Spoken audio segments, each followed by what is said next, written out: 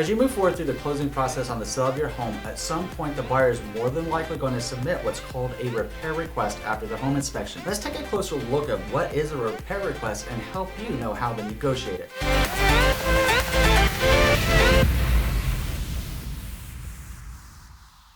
My name is Andrew Finney, and my passion is helping you make sense of real estate. If you need help finding a top agent near you, or if you simply want to drop me a line to say hello, my contact info is below. If you're new here, please go ahead and subscribe to this channel now and like this video. Thank you. All right, my friend, one of the last things you're probably expecting to have to do is to make repairs on the house that you just sold to a new incoming buyer. You've owned this home for probably umpteen years, and you have maintained this place, and now you're thinking, really? This is kind of annoying. I am trying to move on to my next destination. I am trying to get to where I need to go, and now I got to make repairs. Yes, it can be a little bit annoying, and yes, it can feel a little inconvenient. To make better sense of this, let's take a closer look at what is a home inspection report. In many cases, a home inspector will actually use a 1,600-point checklist to go through and inspect your house. They're checking all of the major components, and yes, even the cosmetic stuff. And it's that cosmetic stuff that can be very annoying from time to time. You might be thinking, hey, it's just paint, it's just a ceiling crack, it's okay. Keep in mind, in the mind's eye of a buyer, and put yourself back in those shoes when you were buying a home, sometimes the small stuff becomes big stuff when we both know it's really not. So it's important to know what someone else is thinking as they're looking at it. Now, home inspector may use some big words sometimes, or cause a little bit of anxiety when they say, hey, the light bulb wasn't working, and they'll say in the home inspection report, suggested repair or replace light socket for the light bulb. Now, that's where it gets a little bit concerning. You might be thinking, well, do I need to call an electrician to fix it? When all reality, the first step is what? Simply seeing if the bulb was burnt out, and that might be the only thing that was going on with it. So this goes back into the importance of preparing for a home inspection and making sure that you have everything ready to go and in its best foot forward for the home inspector to come in and perform a thorough home inspection. Being ready for it will set you up for success. The second thing to understand is, what is the buyer going to ask for in a repair request to begin with? Now, I have seen some buyers that will literally want me to outline every single detail in a home inspection report, and as a buyer agent, when I represent them, I am bound to their best interest. So I share the realities with them, but if it seems like it's something, well, just ask and see what the seller's willing to do, I'm like, okay, we can do that, but here's the thing. A seller's not on the hook to fix cosmetic things, at least not here in Las Vegas, Nevada. Now, would it be nice if a seller fixed that? Sure it would. At the same time, do they have to fix the small cosmetic things? No. Let's take a closer look at our purchase agreement again, and let's also take a closer look at what's written on the repair request itself. It's not the cosmetic things that present the biggest issues for a seller, it's the major systems. But that doesn't mean that a buyer is not going to be asking you for some of those small things. In the majority of cases in practice, buyers that I work with will normally sit down with me, or we'll talk over the phone looking at the home inspection report together, and there's normally 3 to 5 things that really stick out in their mind's eye that they might want fixed depending on how well maintained the home was. Some of those things look like, oh, okay,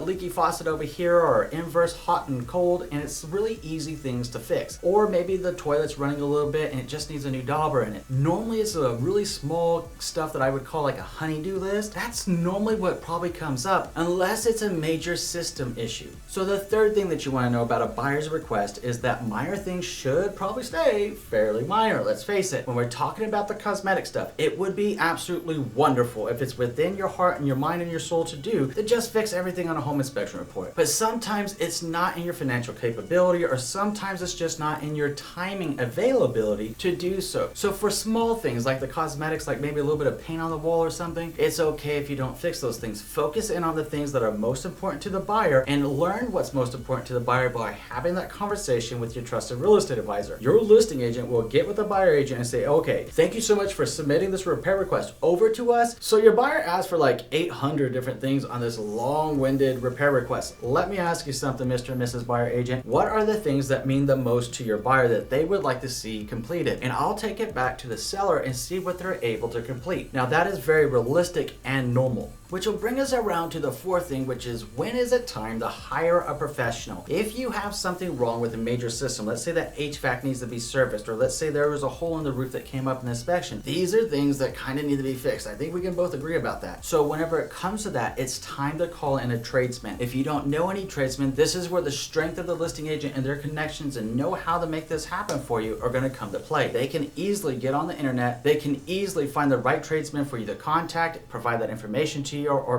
perhaps even set it up for you to meet with and to have the work performed. All the same, it's important to get that done. When the work is done, please make sure that you get a receipt, add it to your homeowner journal, and provide it to your listing agent to give to the buyer agent so they can in turn give it to the buyer. In such a case, everybody's happy because now they know the professional entity that performed the work on the HVAC system, or maybe the roof patch or the roof replacement, whatever had to happen there, or any other major area or system. It's extremely important to protect yourself and minimize your liability by hiring the appropriate tradesman when it's time to call out a professional. Talk to your trusted real estate advisor to know the difference of what a handyman can do, what a contractor should be doing, and if there's some work that you could simply do yourself, going back to those honeydew lists. The fifth thing is understanding major systems will need to be fixed. I want to reiterate this point for you because it's that important. A lot of loans have what are called health and safety conditions on them. If the buyer's to make good on the loan and you want them to so that you can move on to your next destination, certain things have to be in operable condition. Like here in Las Vegas, Nevada, both the heater and air conditioner need to work. The stove needs to work, whether it's gas or it's electric. These things are important and are pursuant to a lot of lending guidelines out there to make sure the house meets what are called health and safety conditions so that the lender can provide the loan and fund on that loan, helping you get onto your next destination and helping the buyer move into your house that just became their home. Please be aware of this and be ready for this in case it comes up. This is where the wisdom of having a home warranty on your home, even if you haven't had one for like the last 5 years, comes to play before you go on the market. Getting a listing home warranty is extremely important because what happens if there is something wrong with the HVAC system and it could have been covered underneath the listing home warranty? It could have saved you a lot of money just for the price of a deductible. Something to think about, something to consider, and definitely something to chat over with your trusted real estate advisor. The sixth thing is the take it or leave it mindset. Now let's face it, you might be listening to this right now and saying, hey Andrew, you know what? I'm just not gonna fix anything, all right? I'm not cool with that. I don't wanna do it. They either want the house or they can just leave it. I don't really care. Well, here's the issue with this, right? If you say take it or leave it, that buyer has a contingency that they could just walk from the sale of your home. You won't be able to keep their earnest money deposit, and it could present issues because once you drop off the market, you fall out of escrow, other buyers are gonna start wondering,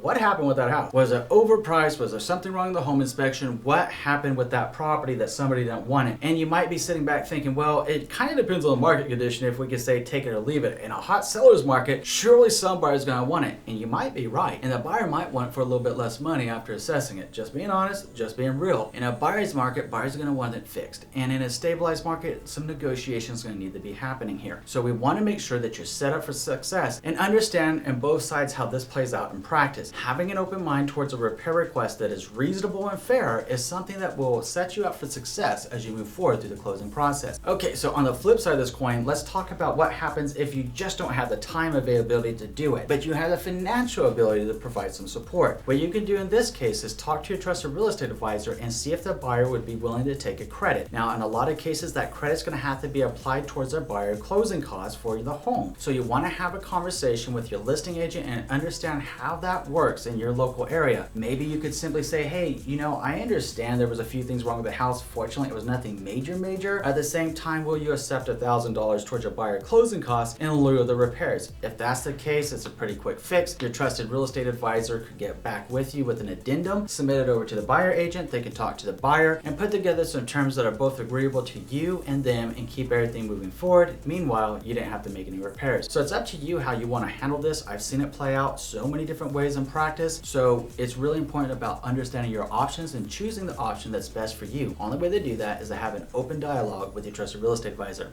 Okay, so with that out of the way, let's take a closer look at what a home inspector looks at during a home inspection and common repairs a seller must make after a home inspection. Looking forward to our next conversation. We'll see you in a few.